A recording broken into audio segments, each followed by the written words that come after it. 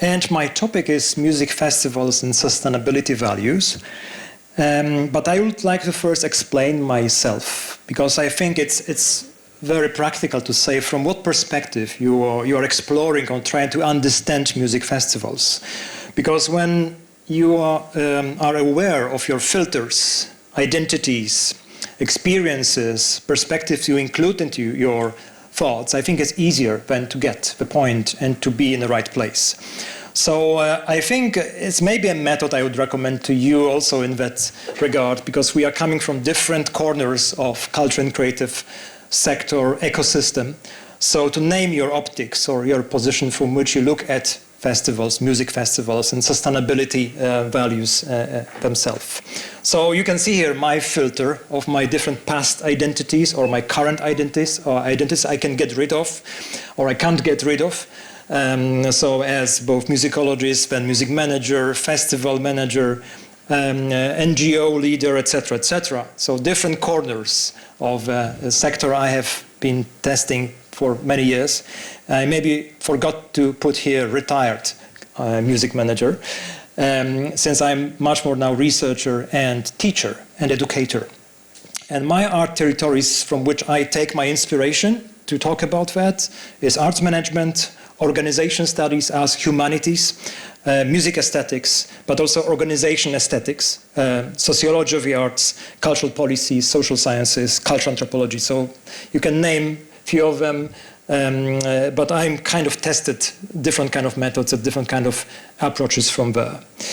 This is the festival that I was the director of for over 8 years, which was very kind of inclusive, as you see. So amateurs playing guitars on a old town market in one of the Polish cities. So this is all the time in my mind when I think about researching festival, that I also was a festival manager. I was a part of organization. I was also testing festivals as organization, because very often we do not look at festivals from the perspective that they are organizational realities, which have very specific kind of dynamics and very kind of specific type of values. So why I dare talking about music festivals and sustainability? Well, I organized a course or a series of courses at Humak University of Applied Sciences that I was not quite kind of happy with delivering that kind of lectures passively or only relying on myself. I'm also a learner. I don't know a lot of stuff. So I thought, maybe I will create kind of a lineup, like festival lineup, with people I will ask things. People coming from different countries with different specialities, different kind of experiences, and let's ask them how they experience the values of sustainability in arts managers' realities in everyday work. So I'm still enjoying it because it gives our students opportunity to meet many people, to discuss with them, to have different kind of experiences taken from practice, but also I invite thinkers who kind of try to twist a little bit the content, not just saying things that we probably already know. And Benny, you are here too. Yes, I also asked Benny when I came to Finland, because I didn't really know much about Finnish festival scene. Could you help me to understand what kind of sustainability practices festivals are choosing or trying in Finland? And Benny, we haven't agreed on that, but I will show that. But, you know, I hope you will be generous enough to forgive me. So Benny prepared a kind of short questionnaire and asked 5 festivals just to have a kind of testing, what they would answer about their kind of environmental issues, ecology issues related to their practice when they do festivals. And there were a lot of content that we collected, and I could present it to my students and to my guests. It was really interesting. And I make a kind of catalog, a kind of list based on Benny's kind of finding. Benny was kind of messenger of that, so he shouldn't be blamed for the content. It's just that he brought me that content to me. So let's have a look what kind of sustainability-oriented practices of festivals organizers we can find, at least in these cases. So Okay, they are kind of applying for certifications related to ecology and environment. They use recyclable materials for infrastructure objects, architecture, furniture. They give an option of some financial support to local or regional ecological initiatives like Baltic Sea Archipelago protection with entrance ticket. Then there is, for instance, free bicycle park, pocket ashtrays, plates, cup, food containers, biodegradable. Then we have recycled cottons and merchandising or different kind of other alternative things related to fashion industry. Then we have reusing of structures from previous years, like ticket booth, tents, signs, area decoration, banners. We have also surplus of food donated to charities. We have wind-powered electricity. And we have also a kind of mapping of the responsibility of a subcontracting chain. So we test our partners, who they are, what they do. Can you rely on their practices? Okay, so this is a kind of nice catalog. Maybe not complete. We can still add a lot of things that you know, probably you can add them. But this is still nice. So kind of, kiitos, thank you. Well, not really, right? Okay, we could end here and have things done, right? But really, yeah, I'm not so sure. So I'm still curious. I'm still looking for kind of framework for all of these kind of practices because it's not enough to tick your catalog and you are done, right? It doesn't work like that. We know that. We feel that. So we look for kind of bigger frames, more umbrellas over that kind of practices. And we talk about mindsets, really, not about pure practices. So I was kind of intrigued to look deeper and go further with that kind of activity. So I'm sorry, I will still occupy some of the time here. And yes, okay, I'm an educator and identify more and more as educator, as educator in the sense that I'm both teaching and learning in the same time. Sometimes maybe I learn a little bit faster than my students, but still it's also a learning process. So our lifelong learning, in which we are all involved, is kind of area of ambiguities and inconsistencies, uncertainties, paradoxes. And I like to quote, when I invite students to work with me, I like to quote one text from, I think it was from New York Times, interview with one comedian, kind of illusionist from US. And he said a very nice story about education as performance. And imagine that we don't talk about realities of universities, but we talk about realities of practitioners who also have to learn, or they like to learn. They experiment. Every single edition of a festival is a new learning process, right?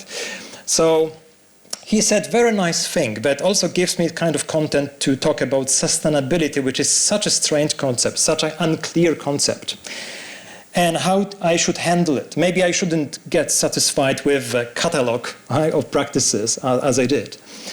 So he said, when I go outside at night and look up at the stars, the feeling that I get is not comfort.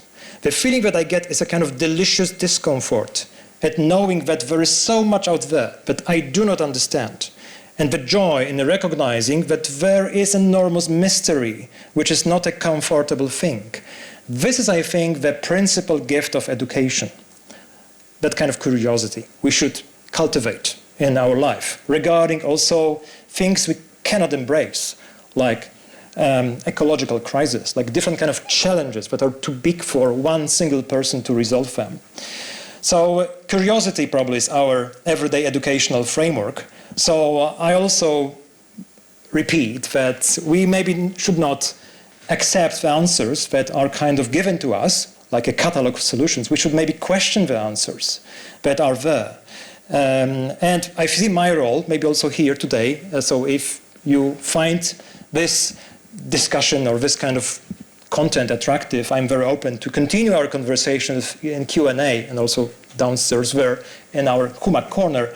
But I think I see my role as trying to navigate inspiration, to share my own and others' doubts, failures, different kind of experiences, and suggest some solutions to help to build you and me, myself, our own cognitive frame, how to handle the topic of sustainability. So I like also one quote from Frank Gehry, the famous architect, also architect celebrity, let's say, who said once that in creative process, You should keep things in a liquid state as long as possible before getting it crystallized. If you crystallize your ideas or your projects too early, you are risking of repeating yourself or repeating something that others did already, right? So that might be a kind of a way to talk about innovation also. So the question is, what is prematurely crystallized with sustainability and with sustainability at music festivals? That is my question. And I will start with some kind of obvious things, kind of crystallized already. So when I was, for my very first time in Helsinki, in Finland, in fact, it was 2015, sorry. Not yet, 2025, of course. It was my first time in Helsinki in 2025, I am sure. But in 2015, I was attending a very interesting conference, which maybe one of the very first, that was integration of people from cultural studies, arts management, cultural policies, but also environmental studies, biologists, different kind of people from different directions talking about the role of culture and people from cultural sector in sustainability, precisely in sustainable development, which is another problematic concept, of course. But still, we talk about three kind of options that they figure out that are possible. As you know, we have kind of two mantras or two kind of dogmas. One is that we have sustainability development goals that have been proposed by United Nations. And the second is that we talk about pillars in sustainability: environmental, social, economic pillar. It's a faith. Everybody believes that faith, right? Or used to believe. But of course, there are coming alternatives. And here they try to also keep the logic of pillars, saying, where's culture in three pillars? Is it pillar number 4?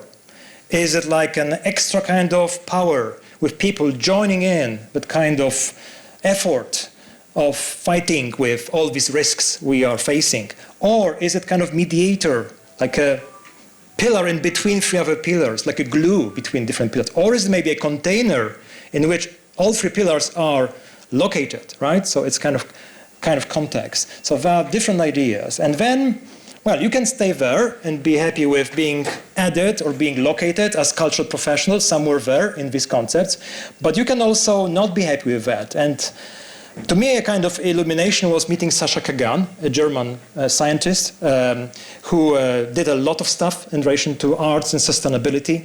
And he said to me, no, there are no 3 or 4 pillars. There are 4 or 5 dimensions. That's what he thinks it is. Ecological, cultural, social, economic, and personal, our own dimension.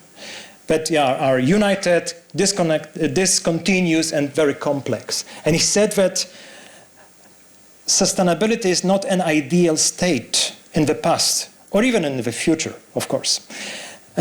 So it's not about illusion of fixing things. It's about being in a continuous process of change that orients toward possible futures. It's a negotiation process.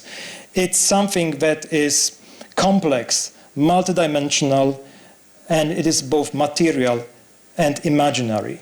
So that imaginary word is a key word I would like to come back to later. And in fact, Sascha said, no, I don't like sustainability. I would create a new word. And he creates something which is interesting. I mean, he called it responsibility, which you also can read as a responsibility. And he said this responsibility has 3 dimensions, and they're all very perfectly related to sustainability. Space, time, and something that I like the most, that he mentioned, that community. So these are dimensions, new dimensions of sustainability, which also fits to all of our challenges and realities that were discussed in environmental, social, and economic dimensions or pillars, right? So I think I will come back to that later, also just to make you think how we can apply that into festivals. But yes, I'm telling you my story, right? How I tried to deep dive into the topics of sustainability with many different books, concepts, reports, but kind of giving me an impression where I am with that. Should I not only read books that have sustainability in their title? Of course, right? Because this is sustainability, also a political concept that had been crystallized. And now we have to maybe repack that somehow and be aware that also things that doesn't have a tag of sustainability, they also relate very much. And I you have kind of also the fiction stories, right? But we did a kind of interesting talks as a kind of introduction to our courses with experts from different countries to figure out how we can teach students sustainability. And one of the talks were about festivals resilience. And this was really nice with colleagues from Italy, UK, and Finland. And we took certain kind of interdisciplinary perspective I would like to share, through which we can see how festivals can be described well. And I also use certain kind of other models that I will talk about in details. Don't worry, you don't have to see it in details. You will see it later. But I mean, there are different kind of interesting things you can read and you can apply to your frame through which you think about sustainability. And finally, this is something that also Benny referred to in his introduction, that in that same time I published with my colleague, cultural anthropologist, a book which is called Festivals and Values, Music, Community Engagement and Organizational Symbolism, in which I took a part of Guy, who is more engaged in topics of arts management, organizational studies, and also a little bit of aesthetics and philosophy, while my colleague was more like an ethnographer, like a fieldwork, action guy. And we did a field work at 7 festivals. It was the end of my career in Poland and beginning of my career in Finland. That's why we did this research in Poland with 7 very different festivals. So we practically did a field work. We were there using different methods.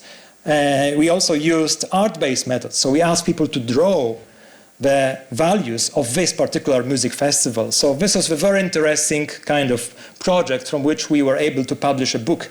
And we also added our content to the book that doesn't necessarily refer to these cases from Poland, but in general to what we know about festivals, music festivals, and values that are very often hidden behind. So they are sometimes explicitly, let's say, exposed, but most of the time they are not. So also from this kind of practice and other practices, I think we can say a little bit about the music festivals in fact, there was a music festival here, music festivals and their resilience. So first, festivals are very expansive formats now.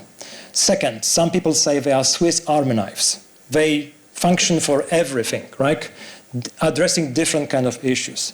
Democracy, inclusion, promotion of cities, whatever you take. Everywhere festival can work and can fix some kind of things they will fix. Then you have festivals as a kind of potential of inclusivity, or a promise that it can give a lot of options to engage communities around different values, exactly, or even values that are related to particular genre of music. But still, we talk about aesthetic values or other types of values. We can call it laboratory of human relations. Sociologists have a lot of things to research there at festivals. This is a very interesting moment of our everyday life, or maybe not everyday life, something extraordinary moment in which we can really be very interestingly observed what we do, how we perceive that kind of stimuli that festivals are giving to us. This is also kind of missed moment in which we not necessarily always address that aloud, but to me, festival as a format is one of the most complex format in arts management. It's also one of the best when you want to test cross-sectorial collaboration. When you talk about, let's collaborate, public, private, civic sector, but where? Festivals are the places in which you can really see the most of problems, the most of chances, opportunities in that space. And of course, we know all that. There are objects or there are spaces of financial operations, right? Like investment, profit, loss, bankruptcies, subsidies, all that kind of phenomenons that have a very financial links of there. So I don't know if this is definition. It maybe look like even. But music festival is a kind of peculiar organizational phenomenon, a compact and intensive organizational format that draws on forces and resources to accumulate in a given place in a cyclical event. So this is not only a place for audiences, this is a workplace. There are people employed, working there, also finding their identities, their professional identities, who they are. And as one of my colleagues who were attending one of these Cosm Sessions, Silvia Gherardi, brilliant sociologist from Italy, she said that to her, festivals are textures of intensive organizational practice and organization without walls, which I find very, very nice, very nice name. Okay, so we know that festivals dominate cultural life today. There is a discussion about do they not dominate too much, especially eating a lot of subsidies, especially in Europe. That's a very European thing, to subsidize festival and to make it a public good in a way, to share, to make it accessible, but in the same time, maybe making certain kind of discomfort in local cultural ecosystems about why they put all the money to festivals when we do the work every day in our art center and we don't have enough money, right? So about that spectacularization, about the effect of something extraordinary that, you know, is like a sunshine, sunrise, etc. But people are really doing things every day, not 3 days in a year or a week in a year, and they are kind of antagonized by that kind of energy that is put into that kind of festivalization of culture in cities, especially. Okay, so I would say you can tell many things about festivals, try to identify them, but definitely it's a space of kind of mutual inspiration for different kind of organizations that are doing festivals. So if you have a collaboration of public and private bodies in one festival, because it's so big, you can do it alone, you can learn a lot. Sometimes you can steal a little bit and try to, you know, repeat in your other practices, but there's some kind of a situation in which festivals are triggering both positive and negative phenomena that haven't been observed before, I would say. The scale today is such a new that we learn what festival change really in our local cultural ecosystems.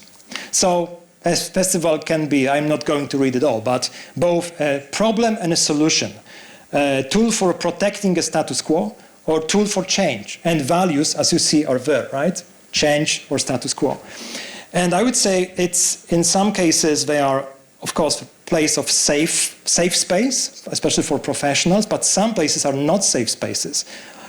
Places of human exploitation, exclusion, permanent stress, frustration. We know all that if we were festival, or we are festival producers. And one thing that is also very often missed in that is that sometimes festivals are modern or postmodern colonizers, right? I observed many times situations that the big festival for metropolitan cities with artists living in metropole, audiences living in metropole are invading a small village or a rural area or a small town, and they do what they want, let's say, saying you will get the money, you will earn in 3 days as much as this shop earned in 3 months, right? So be happy because we'll bring you money to your small village. But then the problem is if you do not really understand the potentials and different kind of, I would say, options in which you can root your festival into the local community, into not only use it as a space, as a land, but also engage people from local community to contribute, to participate, to do things together, right? To use their potential, to really have them as a kind of contributors to what you do, and to respect them, right? And to observe that they are there. And they are not only for the reason that they will earn money from the tourists or visitors coming in that weekend to that small town. So, I mean, this is very often not discussed, I would say, and this is very much, as you guess, also a sustainability topic, right? It's also human ecology that is, and social and economic ecology that is there. So, landing like a spaceship and disappearing, right? Not giving anything to the community during the whole year.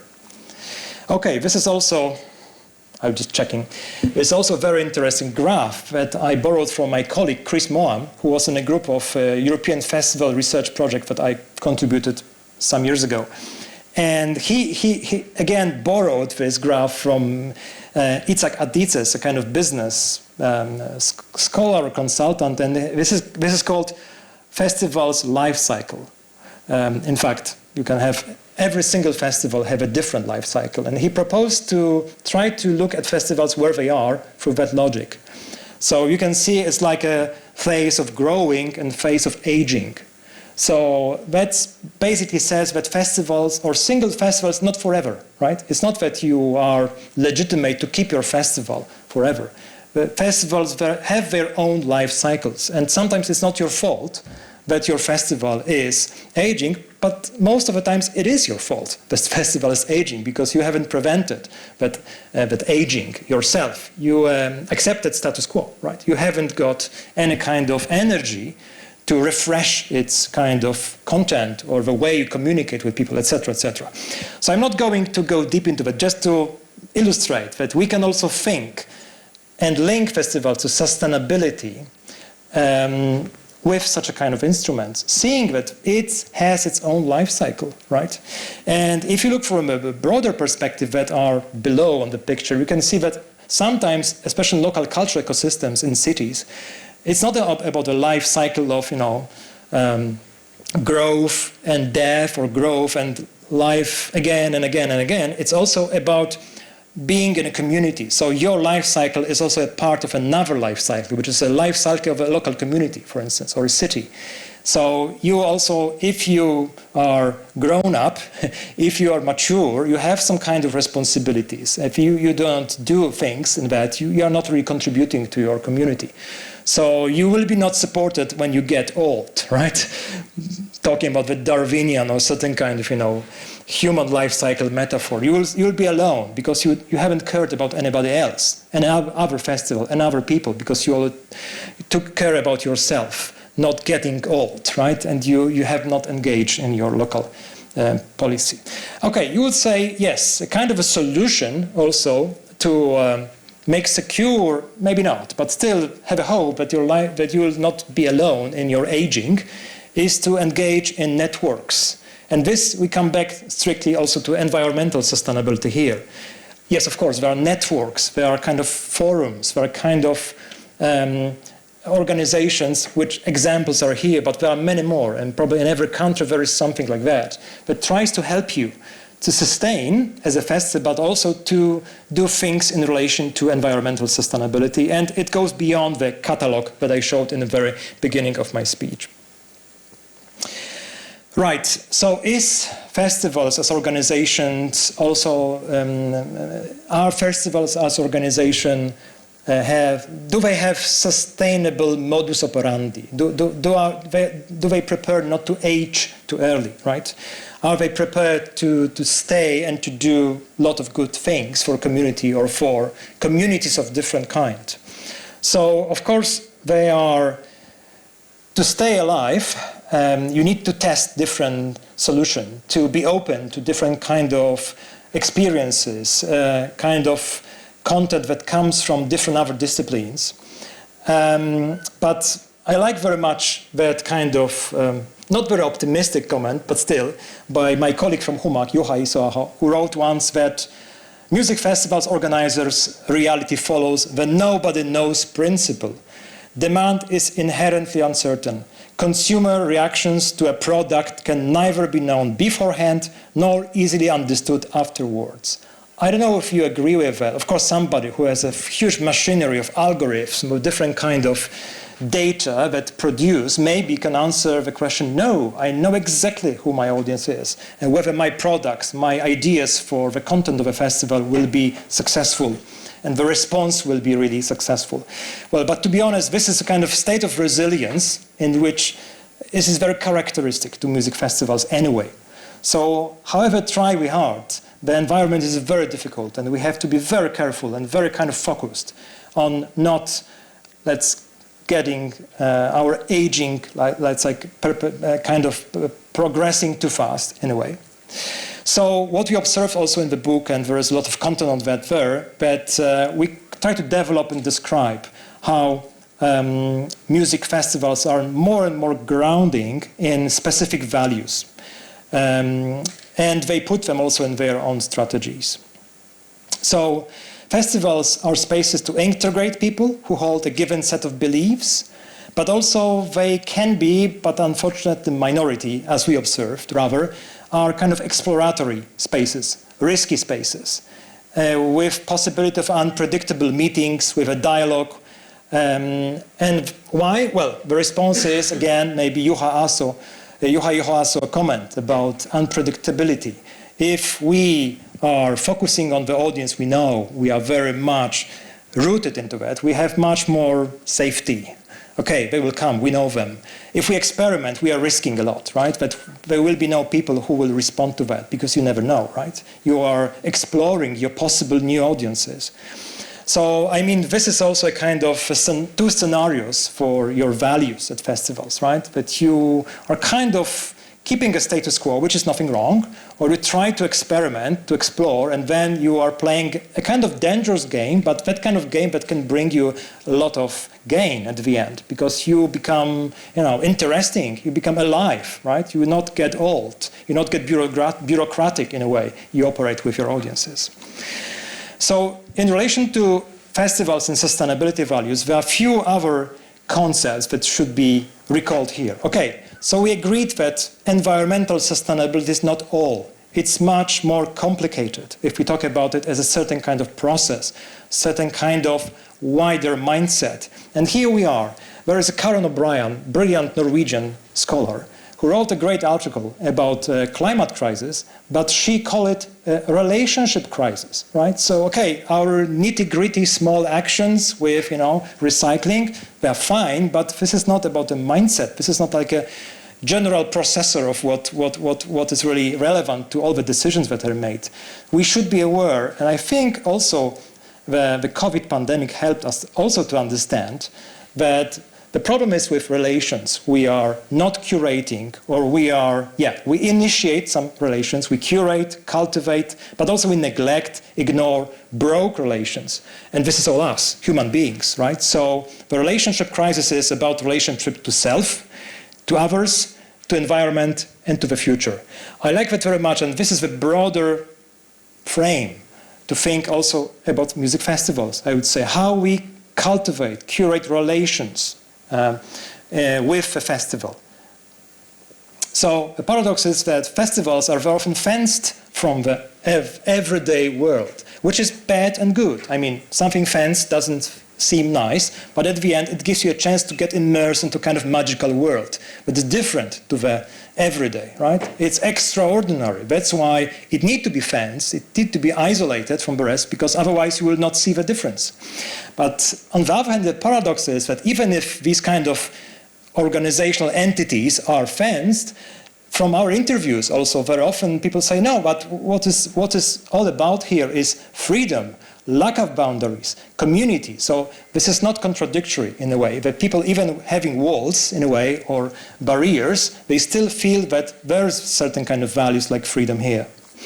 So I would say that people say that they look at festivals as something, some use of them even metaphor of holiday. This is my holiday. Not really a holiday, but it's like a holiday, right? Sometimes it's really a holiday. People plan in advance for next year's, where to go, at what time, when should I have my free time at work, just to be at that particular festival and buy tickets a year in advance or 2 years in advance, right? So they are very committed to a certain kind of organizational concept of how a festival is offered. So they go somewhere because they want to be at the end of the world. That's the kind of magic behind the festivals. I want to be there. This is alternative. This is not my everyday life. This is something else. This is a kind of, carnival, right? Festival. We know these words from the past. So, interesting thing that this kind of, to provide that kind of feeling of end of the world, you need to have certain kind of control, right? So, being an art manager with festivals is also about using different tools of control, also because this is a very complex kind of reality. So festivals are zones of contact, but also zones of exclusion. This is okay, we know that, but this is how it is. And then we make our choices, which festivals are responding to our value system, which are not. This is the freedom of doing that. What I would like to highlight here, that what helped me and understand how festival organizations work,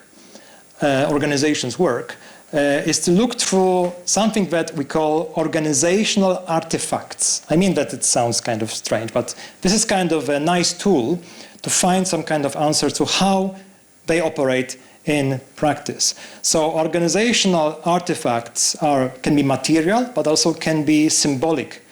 That gives the power of control and also gives a chance to build some kind of trust with your audiences. So just to tell you what is an artifact, just to introduce you into that concept, let's start with cultural artifact, which is not yet organizational, but organizational artifact is the cultural artifact used in organization, so when you organize.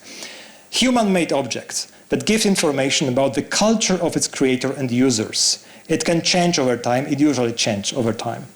It can be material or immaterial. And what is the most important, that kind of realities, objects are impacting decisions, attitudes, and behaviors. So I skip that, but I'm proving that there's a theory behind that, just to show how many interesting kind of content when they dig in from analyzing artifacts, organizational artifacts. The most important thing that they are exercise of control. So they give you a kind of control. I will maybe not necessarily talk about that, but you can think that this is something that organizes the reality around you.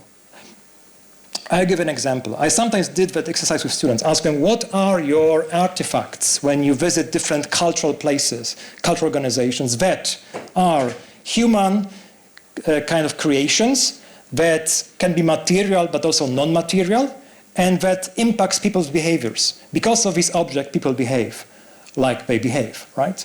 So they figure out different ideas, but yes, these are the mostly physical but also non-physical things. Let's talk about concert. What is concert? It's not natural artifact. It's a human created artifact. Somebody came up with an idea. Let's organize something like concert. And let's organize it this way, right? And also that kind of concept of the concert change over time, right? But still, this is a human reality. Inside our heads is the concert itself. It's nothing that is there, right? It's not really material even, right? It's something immaterial. And if all of these kind of, or a ticket, right? How much the ticket, kind of physical tickets also makes people behave differently? What kind of infrastructure you have to execute the things around the tickets, right? And now, wristband, right? We have all that here, right? A kind of tool of control, but also tool of identity, right? I know people who are 15 of them. 15 editions of a festival, right? Every day they go to work and they show, listen, I'm a big fan, right? Because I have 15 of them. But then, in fact, it's also instrument of control. So we have different kind of elements that they are created by human beings, but we stick to that. We think they are like, natural objects, like animals or trees. They are not. We can change them. We can get rid of them. There's a certain concept of a tour, right? When musicians tour, there is a certain kind of instrumentarium related to touring, right? When you record music, right, there is a whole infrastructure that's, again, filled in with artifacts.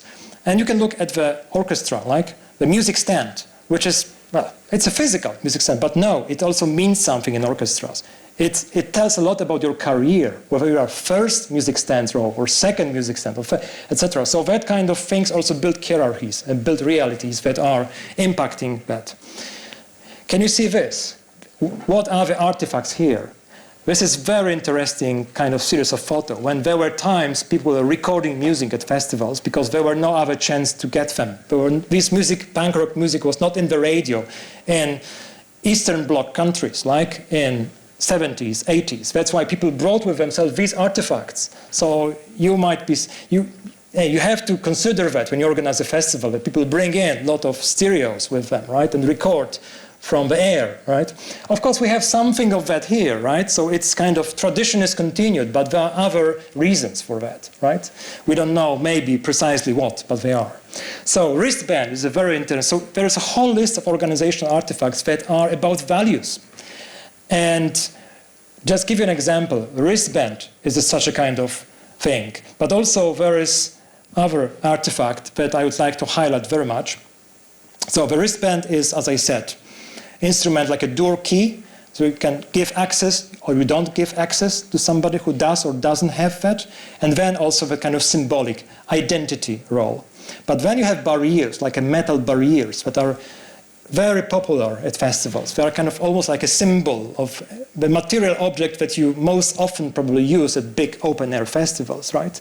And barriers can do a lot of things, right? But I'm not going to list here because we don't have enough time. But still, they are demarcating different zones, but also they are separating people, but also they give a kind of feeling of security, but sometimes they fail. So there are concepts of festivals that completely get rid of barriers, even the very large one, because they say we trust our audience. If something will happen, they will know how to behave. We know such festivals, they exist. And then this is tricky, this is difficult, this is based on trust. If you have thousands of people not being, in zones, right? But still, this is a kind of concept. Whether you trust, what are your values, what you want to show, what you want to, let's say, declare with the artifacts that you use or you don't use, right? So here, again, late 70s, the feeling of security. There was no barriers, so kind of, like in medieval castles, there was a kind of container of water in the Jarocin Punk Rock Festival between the artist and the audience. So like there could be a crocodiles even inside if you want, whatever. But this was the idea how safe and secure is a festival. So this kind of was a kind of natural kind of barrier. But then, of course, we have that kind of stuff, which we already know very, very much. Okay. I don't have time for that, of course, Penny. But, another very interesting organizational artifact that would help us to understand the values at different kind of organizations that does arts and music is the concept of planning. The plan is not a natural artifact. It's a human artifact. What we do with planning is amazing, right? How much the things related to sustainability or resilience of festivals is related to planning. Look at COVID times. It was all that nightmare. Desperate nightmare of planning that was a problem for festivals, relying on public kind of regulations or not, opening, closing, that kind of security measures and hygiene kind of measures. So this is a certain kind of phenomenon from which it's a kind of organizational heroism to go through planning, right? And planning also symbolizes power. If you plan, you have your power, right? So exactly this is certain kind of artifact that needs a lot of discussion. But okay, sustainability, back to that. I'm making a kind of loop and coming back to my very short presentation from the beginning. This is my second, right? So yes, of course, we know and we have a lot of stuff and we measure more and more the environmental kind of the impact of festivals on the environment. Well, let's give one of many examples of reports you can easily access and read how in a kind of way harmful we are in the festival scene to the environment and to nature. But on the other hand, this is one reality, and this is completely another floor of discussion. This is this kind of relationship, the mindset, the bigger picture, not just calculating everything and getting rid and bringing in a lot of bureaucracy, a lot of politics, a lot of administration. So I would say many of you will confirm, and many people say, that carbon calculators, all that kind of stuff which is nice and necessary, occupies so much time and also builds certain kind of barriers inside teams of festivals institutions, because artists do their job, managers much more do their job with artists, and then the sustainability calculators, sustainability policies are done by managers, administrators who very often do not have anything to do with the arts. So they have a separate unit of organization who already take care of itself. The problem is, if they do really understand each other, very often they don't. So there is no bridge between these two types of professional identities of people who are mostly artists or art managers, and on the other side of the row, right, you have the administrators of, let's say, carbon footprint, right, or other kind of purely environmental protection practices. So that's the kind of problem that we don't have a common umbrella. We are divided inside the organization. We don't understand each other because we don't see a general picture. We don't see this. We don't see the problem that are behind all these problems, the problems of quality of relations. And something that my colleagues from Sweden introduced to us, which is called existential sustainability. There's another dimension that tried to bring in the broader perspective. Okay, so going to finish, right, in a few minutes. So sustainability, some say, is a kind of new synthesis, a new set of values, and is a question of human mindset. So the issue of waste or recycling is perhaps most kind of popular, most discussed, with festivals, but yes, we have other things that are not necessarily so often discussed. For instance, the management of space and land, right? Avoiding overscaling in what you do, right? Overproduction, overscaling. Of course, festivals have to be spectacular. That's why we have a problem with that. How to be both spectacular and not overscale, right? Because the louder you are, the more spectacular, the more people will be attracted to it. And then we are said not be too spectacular because you do a lot of harm to different kind of entities. So this is a kind of paradox. And then the kind of dehumanization of the format. So the mega festivals, certain kind of entities that have a lot of fatalities, different kind of cases of stories that shows that festivals are not necessarily good things, right? That can do a lot of harm to people, can really distort different kind of realities, places, spaces, etc. And the failure to respect the value of the ecology of relationships that I just already said. I tried to test, this is maybe a postscriptum more, with my colleague from Edinburgh to again look for alternatives to sustainability. Like Sasha Kagan talked about responsibility, being able to respond, being responsible. We also test with our colleague the concept of arts managers' regenerative mindset. So in general, sustainability is more about sustain, right? Of course, we expanded it to many different notions that were not originally there, but in a kind of, badge. Sustainability, oh, it's green stuff, right? So it's not necessarily that, but still regenerative gives something else. It says that we talk about thinking about renewal, regeneration, making some things work again, right? So, and by the way, don't you feel that in art practices, we already did that 200 years ago, 400, 500, 600 years ago? We have kind of native practices of recycling, renewing in art practice, in creative processes. We have it. We don't need anybody who will tell us how to do it. We have to find it ourselves as art sector, cultural sector representatives. So, not necessarily reduce, reuse, recycle, but renew, reinvigorate, replenish, remix, not overproduce, refresh. These are the terms that we might find. These are Scottish terms by my colleague from Edinburgh, so that's why I don't spell it right. Okay, so this is just an illustration to that. Reducing impact or doing positive good, right? I think we have enough imagination in the festival scene to find a positive good, right? To regenerate more than just to degenerate in a way. We work, this is last slide from this part. I don't want to occupy you too much with that, but I just want to say there are other words that we can use. So not that I'm criticizing my own title, but still, this is a frame in which we operate. But don't be happy with a frame which somebody else gives you. Have your own frame, right? That's my message, by the way.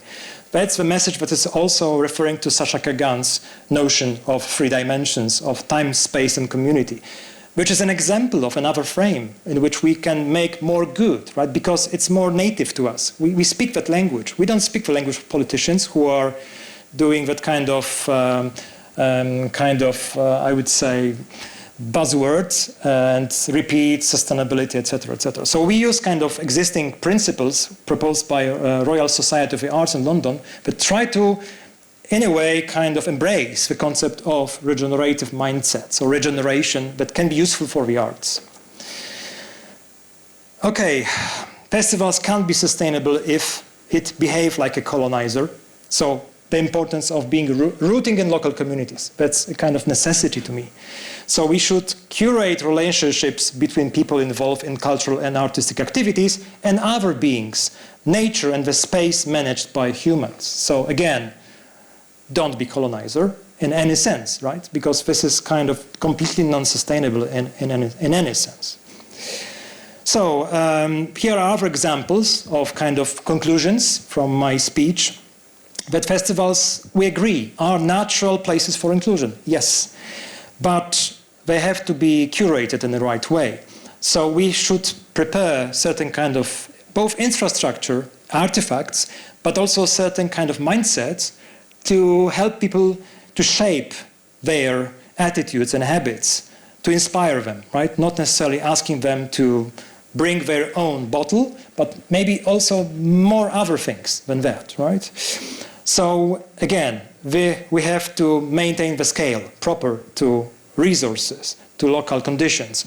We should, again, what have been mentioned, by the way, in the list of Finnish festivals that did it, test local service providers, but also engage them, right? Not only test if they are good, if they are sustainable. No, talk to them and get kind of friendly attitude to them, not that just check if they are sustainably fair, but also make relations, real relations, not just test them.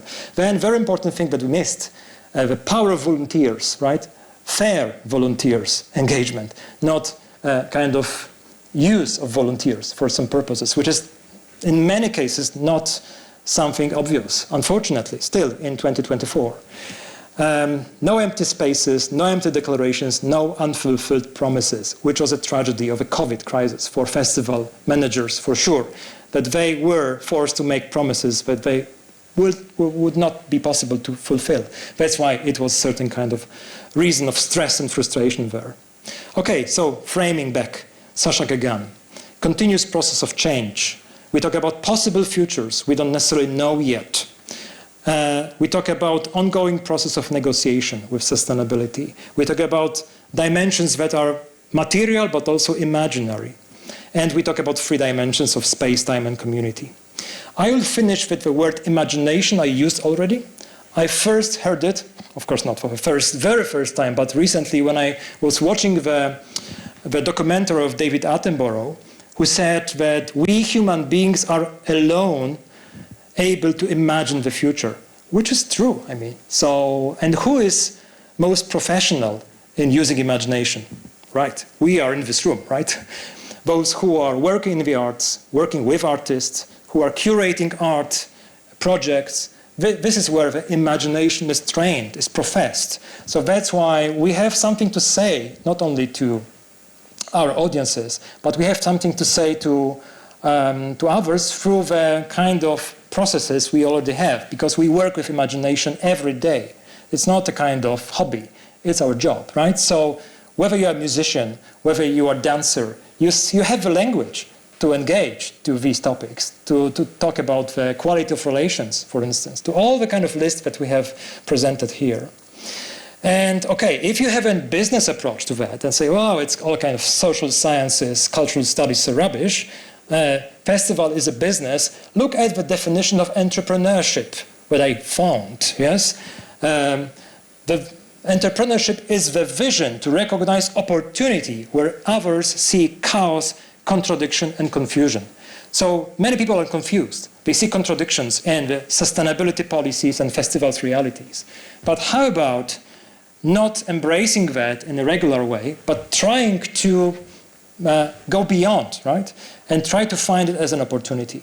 Whether you speak business language only or maybe other languages, it doesn't matter. That's a certain kind of frame of both imagination and that kind of entrepreneurial activity that we talk about. And by the way, entrepreneurship is a key topic for festival practitioners in their organizations. Okay, I can't read it because it's too late. But still, I also invite you to read some non-obvious books. Because saying that one side of imagination is finding opportunities, like that kind of business logic. Another side of imagination that we can use as artists and art music producer is being the storyteller. But not being propagandist of, I don't know, sustainability, not, repeating the all same mantras, but trying to prepare some kind of stories, whether you are, again, musician or dancer or whoever, just to recognize that people do not understand data. They understand stories. So you have to have a good story, also with your festival, right? With the values that you embrace with your festival, so people will trust you and will start to build relations that help you also to cultivate relations. So it's all about that. And finally, we have a last term, which have to be mentioned every time we talk about sustainability, intergenerational dimension. And in this book, On Time and Water, by Icelandic great non-fiction writer, you can find a beautiful story and a method how he tries to tell the story, trying to tell the story of the country of Iceland in times of her grandmother to his not yet born granddaughter, the granddaughter of an author. So we have a span of about 200 years or more, trying to embrace that kind of as a one line in which we have to think and make decisions. So I mean, that kind of imagination you use to stick people together who would never meet, right? It's also a kind of work of imagination that authors, creators, cultural professionals, art professionals are capable of delivering here. Okay, here is not necessarily an advertisement, but we have certain kind of approach that discuss particularly festival, which is one of our courses, to which we invite people who work with festivals. We call it cultural entrepreneurship, but the best case of cultural entrepreneurship we can have is music festival, or any kind of festival, in fact. That's why this is what we still do at HUMAC, and you are invited to join these kind of courses in which you will be able to also listen to others and kind of get inspired, maybe, but also share your own experiences, your own doubts, and try to find something together. So you are invited to our corner. After 15 minutes, we will start some kind of question and answer session, if you like, if you have some questions to me. We can also maybe have 1, 2 questions here, possibly. No. Okay. So thank you very much for your time and for being here with us. And yes, I wish you all the best. Thank you.